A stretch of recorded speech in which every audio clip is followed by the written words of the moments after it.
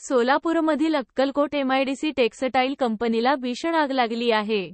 एमआयडीसीतील towel उत्पादन करणाऱ्या कारखान्यात शॉर्टसर्किट झाल्यामुळे ही आग लागल्याचा प्राथमिक अंदाज वर्तवला जातोय. मिळालेल्या अधिक माहितीनुसार, अन्नपूर्णा टेक्सटाईल कंपनीतून आगीमुळे धुराचे लोट हवेत दूरवर पसरले आहेत.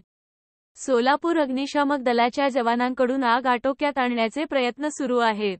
अग्निशामक दलाच्या 8 गाड्या घटनास्थळी दाखल झाल्या आहेत. कारखान्याला लागलेल्या आगीत कोणतीही जीवितहानी झालेली नाही.